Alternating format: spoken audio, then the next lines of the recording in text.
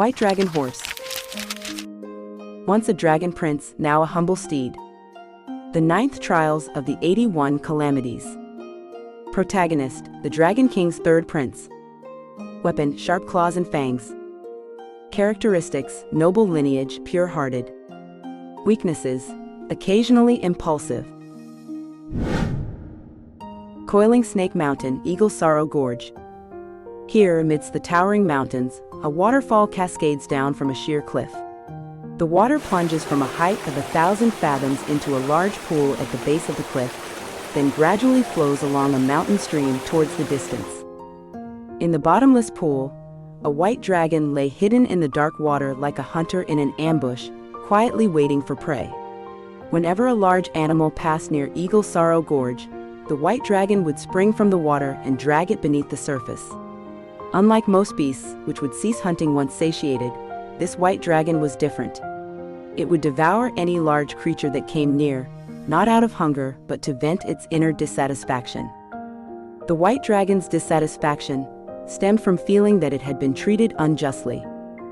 To outsiders, the vast pool beneath Eagle Sorrow Gorge might seem like a spacious home, and the white dragon living there should be content. However, to the white dragon, this pool felt like a small cage, trapping him and depriving him of freedom. In his mind, he yearned for the boundless ocean, which he considered his true home. The world's oceans are divided into 4 regions by the heavenly court: East Sea, South Sea, West Sea, and North Sea, each ruled by a dragon king. The white dragon's father is the Dragon King of the West Sea. As the third son of this dragon king, the white dragon was known as the third prince of the Jade Dragon, and was once considered the most handsome in the West Sea region. In the West Sea, the third prince of the Jade Dragon could practically do anything as he pleased. Over time, he grew restless and wanted to venture beyond the West Sea to the East Sea, South Sea, North Sea, and even to the human realm and the heavenly court. However, the Dragon King of the West Sea advised him, "In the West Sea, you may act with a bit of arrogance because I, your father, am the Dragon King here. But in the other seas, you must be more modest. Although the Dragon Kings of the other 3 seas are our relatives and your uncles, their authority is not as strong as mine. If you go to the human realm, you must disguise yourself as an ordinary person and be very cautious, or you may attract great trouble." Hearing this, the third prince was quite puzzled and asked, "Father, the human realm is just a place where mortals live. They neither have the power to destroy the heavens, nor the ability to traverse the earth. Why must I be so cautious?" The Dragon King of the West Sea replied, "What do you know? Though mortals are weak, many of the deities who govern the heavenly court come from the mortal realm. Therefore, they are particularly sensitive about the human world. If we, as dragons, provoke mortals, it could bring us serious trouble. Have you heard about the story of the Dragon King of the Jing River?" The third prince shook his head. The Dragon King of the West Sea said, "The Jing River Dragon King, while not as powerful as the Dragon King of the Sea, still governs his domain and has the ability to control rain.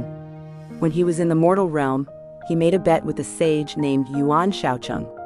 Yuan Shaocheng predicted that at noon the next day, there would be exactly 3 feet, 3 inches, and 48 points of rain. If the time and amount were not correct, he would lose the bet. The Jing River Dragon King thought, 'I control the rain in the area, how could I possibly lose?' He was confident of his victory. However, the next day, the Jade Emperor issued a decree commanding him to deliver exactly 3 feet, 3 inches, and 48 points of rain at noon. To win the bet, the Jing River Dragon King deliberately altered the time and amount of rain. This angered the Jade Emperor, who sentenced him to death.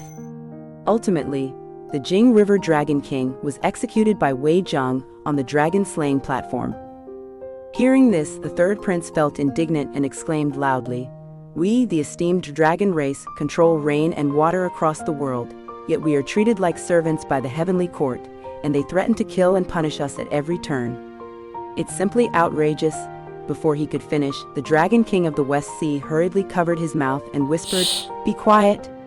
Be quiet. You're such a troublemaker." The third prince wriggled free from his father's grip and said, "We're speaking in our own dragon palace. What's the harm?" The Dragon King quickly pulled the third prince out of the dragon palace and said, "Do you see that luminous pearl on top of the palace?" The third prince nodded and said, "Of course I saw it. It is a unique treasure in the world, bestowed by the Jade Emperor, symbolizing the Dragon King's authority." The Dragon King of the West Sea said, "It is indeed a treasure and a symbol of power, but what you don't know is that this luminous pearl is a divine artifact. Wherever it is located, it is within the reach of the heavenly court's deity's powers. As long as the immortals are willing, they can use this glowing pearl at any time to perceive everything that happens in the world." The third prince was stunned and said in disbelief, "So you mean the heavenly court can monitor the dragon palace through this luminous pearl?" The Dragon King of the West Sea sighed and said, "Now you understand. Our dragon race is born with the power to ride the clouds and control the rain, far surpassing mortals. It is precisely because of this that the heavenly court is always wary of us. That's why each of the 4 sea dragon kings is given a luminous pearl. This pearl symbolizes the power granted to us by the heavenly court, but it also represents the constraints imposed upon us by the deities." The third prince said with agitation, "I would rather forego power than be bound by these constraints." The Dragon King of the West Sea gave a wry smile and said, "Some things are not so easily acquired and some things are not so easily relinquished. You've grown accustomed to having your way in the West Sea and think you can control everything, but that's a grave mistake. Not just you, even I, once I leave the West Sea and enter the heavenly court, am merely a pawn in someone else's game. Be careful with your actions." With that, the Dragon King lowered his head and walked back into the Grand Dragon Palace. The third prince gazed at the Dragon Palace, the place where he had grown up and called home. But now he no longer wished to return. The third prince became a captive. That day, the third prince roamed the Western Sea for a long time, stirring up countless waves until he was utterly exhausted. Reluctantly, he returned to the Dragon Palace. Despite his reluctance, where else could he go but home? As he stepped through the gates and looked up, he once again saw the luminous pearl. Its brilliance illuminated every corner of the palace. Once this light had filled the third prince with warmth and a deep sense of security, but now it pressed down on him with an inescapable, oppressive weight. The third prince paced restlessly within the Dragon Palace for a long time, his anger growing more intense with each passing moment. Eventually, his fury reached a boiling point, and he lost control. With a sudden leap, he opened his mouth and unleashed a torrent of flames, aiming straight at the luminous pearl. Before long, a large battalion of heavenly soldiers stormed into the Western Sea, their presence overwhelming as they forced their way into the Dragon Palace. The Dragon King of the Western Sea, unaware of what had transpired, quickly came out to greet them.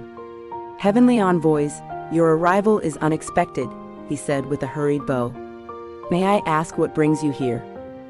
The leading general sneered, "Dragon King of the Western Sea, you are audacious indeed, daring to destroy the night luminescent pearl bestowed by the Jade Emperor." The Dragon King of the Western Sea looked up and saw that the night luminescent pearl atop the palace indeed bore the marks of dragon fire, its once radiant light now dimmed. He was instantly struck with fear and shock, exclaiming, "How could this have happened?" The heavenly general declared, "You have committed a grave offense. Come with me." At that moment, the third prince finally realized the magnitude of his mistake. Overwhelmed with regret and fear, he watched helplessly as the heavenly general prepared to take his father away. Despite his terror, he stepped forward and said, "This has nothing to do with my father. I am the one responsible." The heavenly general laughed and said, "Good, good, good. As long as someone admits guilt, our job is done." With that, he threw the iron chain around the third prince's neck and without any further ado dragged him back to the heavenly court. Upon arriving at the heavenly court, the third prince was tightly bound and brought before the Jade Emperor and the Queen Mother of the West, also known as Shi Wangmu, the deity in charge of heavenly punishments, known for her strictness. She asked the third prince, "Did you destroy the night pearl?" The third prince nodded in acknowledgement. The Queen Mother declared, "The night pearl is a treasure bestowed upon the Dragon Palace by the heavenly court. By destroying it, you have committed a grievous crime deserving of death. Guards, take the third prince to the dragon execution platform, administer 300 lashes and execute him tomorrow. The West Sea Dragon King, having followed closely after his son's capture, rushed into the Lingxiao Hall to plead for his son's life. He bowed deeply and said, "Your Majesty, I beg you to show mercy. This is my son's first offense. I implore you to be lenient and grant him another chance." The Queen Mother of the West sneered and said, "The Night Pearl was a precious gift from the heavenly court, yet you failed to value it and allowed your son to set it ablaze. Do you not take the heavenly court seriously?" The Dragon King quickly bowed and said, "I, the Dragon King, dare not defy you. Although I was unaware of my son's actions, the negligence in overseeing him is indeed my fault. Please punish me instead of my son." The Queen Mother sternly replied, "Yes, you shall be punished, but that will be a matter for later. The immediate priority is to punish the primary culprit, to set an example for others. Since burning the Night Pearl was not your intention, it is clear that the third prince acted against your will. Therefore, he must be charged with disobeying his elders, and combined with his other crimes, his punishment will be severe and unforgiving." The West Sea Dragon King was stunned and said, "Queen Mother, my son has always been filial and has never disobeyed." The Queen Mother sternly said, "Are you implying that his destruction of the Night Pearl was under your orders?" The Dragon King dared not confirm nor deny the accusation. Hesitating and stammering, he could only turn to the surrounding deities and plead, "Esteemed immortals, for the sake of our shared service, please intercede on my son's behalf." However, those deities, fearful of the Queen Mother's wrath, remained silent, unwilling to come to the Dragon King's aid, leaving him abandoned and ignored. Seeing his father's continued pleas, the third prince, unwilling to drag his father further into the matter, said, "Queen Mother, all the faults are mine alone. You may punish me as you see fit. It has nothing to do with my father." The Queen Mother smiled and said, "You're quite the responsible one. Considering your filial piety, I might go easy on your father." With that, she ordered the heavenly soldiers to take the third prince out and bind him to the execution platform. At that moment, bound to the execution platform, the third prince was filled with deep regret. He despised his own impulsiveness, which not only led to his death but also brought trouble to his family. He also resented the tyranny of the heavenly court, which treated the lives of dragons so lightly. Just as despair and anger overwhelmed him, he noticed a group of immortals approaching on clouds in the distance. Upon closer inspection, he saw that it was Guanyin of the South Sea. Joy surged through him. He thought, "No one in the heavenly court dares to speak against the Queen Mother's decree for me, but Guanyin of the South Sea, being a disciple of the Tathagata Buddha of the Western Heaven, is a bodhisattva who rescues from suffering and hardship, holds equal rank with the Queen Mother. If I am to have any chance of survival, it is only through her intercession." With this thought, he cried out in desperation, "Bodhisattva, save me. Guanyin, please save me." Guanyin saw a white dragon calling for her and approached the third prince. She asked, "Which dragon are you? Why are you bound to the execution platform?" The third prince recounted his plight to Guanyin. After listening, she said, "Calm yourself for now. I will go plead for your case." Guanyin ascended to the heavenly court and went directly to see the Jade Emperor. She requested that the Jade Emperor spare the third prince's life and allow her to take custody of him. Seeing that Guanyin had personally intervened, the Jade Emperor found it difficult to refuse and issued an order to the Queen Mother, instructing her to release the third prince into Guanyin's care. Reluctantly, the Queen Mother had no choice but to comply. Before long, Guanyin emerged from the Lingxiao Palace and approached the third prince, saying, "It's done. The Jade Emperor and the Queen Mother have agreed to spare you." The third prince, having narrowly escaped death, was overwhelmed with gratitude. He bowed deeply to Guanyin and said, "Thank you, Bodhisattva, for saving my life. In my next life, I will repay your kindness, even if I must become an ox or a horse." Guanyin smiled and said, "No need to wait for your next life. You can start repaying me now." The third prince quickly responded, "Of course, I'm at your service. What would you have me do?" Guanyin replied, "You mentioned becoming an ox or a horse. There's no need to be an ox, but you can certainly become a horse. Go to the Eagle Sorrow Gorge on Coiling Snake Mountain and wait there. When the monk destined to retrieve the scriptures passes by, you will transform into a horse and carry him to the west to obtain the scriptures." The third prince was stunned. He never imagined that his offhand remark about becoming an ox or a horse would come true. Yet at this moment he had no other choice. Bowing respectfully to Guanyin, he then made his way to Eagle Sorrow Gorge on Coiling Snake Mountain. The white dragon became a means of transportation. Ever since settling in at Coiling Snake Mountain's Eagle Sorrow Gorge stream, the third prince of the Dragon King, now the little white dragon, waited every day for the monk that the Bodhisattva had mentioned. From being the proud third prince of the vast ocean, he had now been reduced to a small white dragon living in an isolated mountain stream. Though his heart was filled with resentment, he understood that only by obeying the Bodhisattva could he preserve his life. One day, as the little white dragon lay submerged at the bottom of the stream, he suddenly sensed someone passing by the shore. Peeking out quietly, he saw a monk riding a white horse with a monkey leading the way. The little white dragon thought to himself, could this be the monk on his journey to get the scriptures? But he quickly dismissed the idea, thinking, no, that can't be right. How could a monk on such an important journey be traveling with a monkey? I see now that this must be an itinerant performer, a monk who trains monkeys. Look at that monkey, it's almost human, trained so well. With that thought in mind, the little white dragon suddenly leapt out of the water, intent on devouring the man, horse, and monkey. The monk, upon seeing the dragon, was so terrified that he froze on the spot, unable to move. The monkey, however, was quick-witted. It grabbed the monk and ran off in a flash. The little white dragon, seeing them flee, didn't bother to chase after them. Instead, he focused on the white horse, swallowing it whole in one gulp. Satisfied and full, he then slipped back into the depths of the water. After a satisfying meal, the little white dragon felt quite content. Lying underwater, he mused, although I let the man and monkey escape, it doesn't matter much. They wouldn't have provided much meat anyway, especially that monkey, so skinny it would barely fill a tooth. At that moment, a shout rang out from the shore, "Dirty eel, return my horse." The little white dragon was stunned to see that the man and monkey had returned. He was even more surprised to hear the monkey speak and curse him. Enraged at being called a mud eel, the dragon leaped out of the water and charged at the monkey. The monkey, pulling out the Jingu Bang from his ear, swung it fiercely at the dragon. Seeing the Jingu Bang, the little white dragon was filled with both shock and fear. While others might not recognize it, he knew exactly what it was, the Ruyi Jingu Bang, also known as the Sea Calming Needle.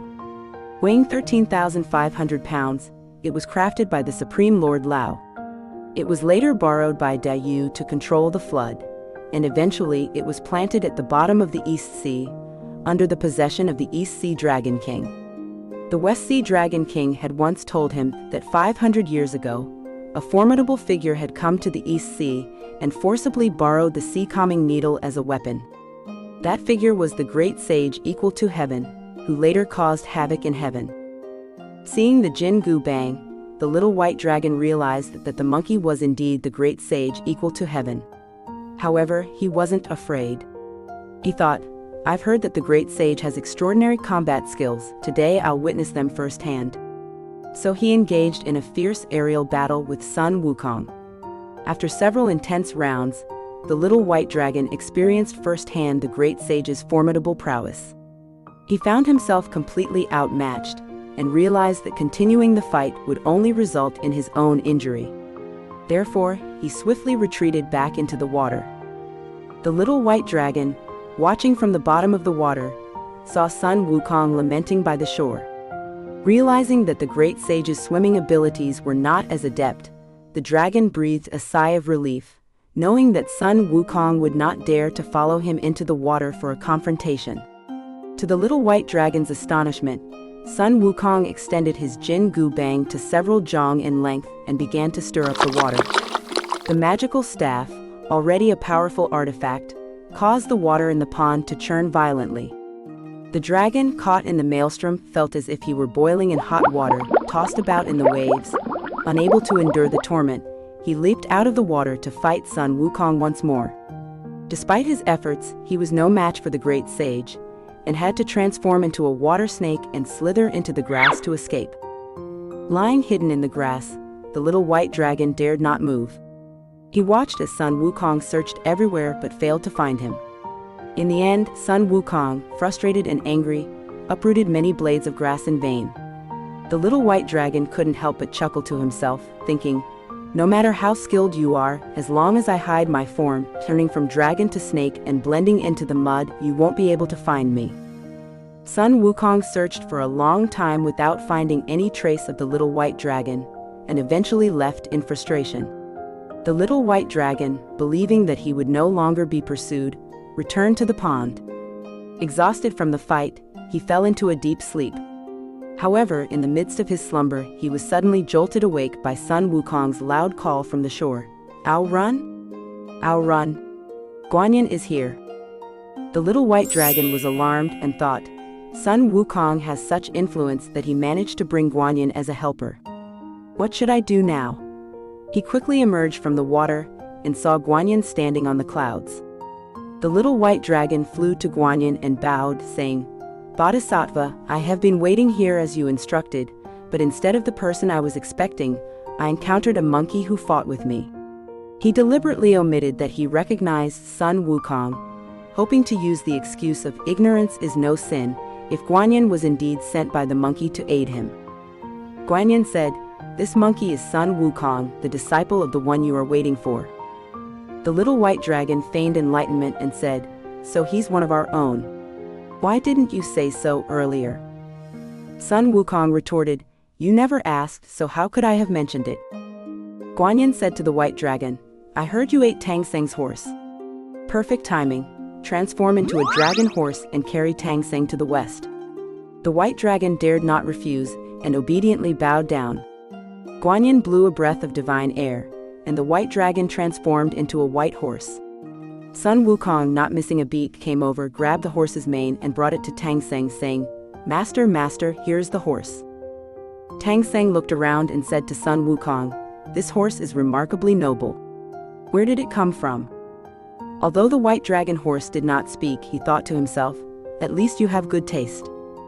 Sun Wukong said, "This horse was transformed from the little white dragon you saw earlier.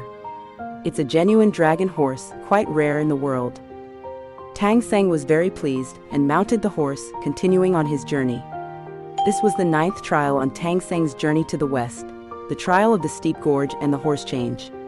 Though it was called a trial, it was actually a blessing, for Tang Sang's transportation had been upgraded from an ordinary horse to a dragon-transformed noble steed.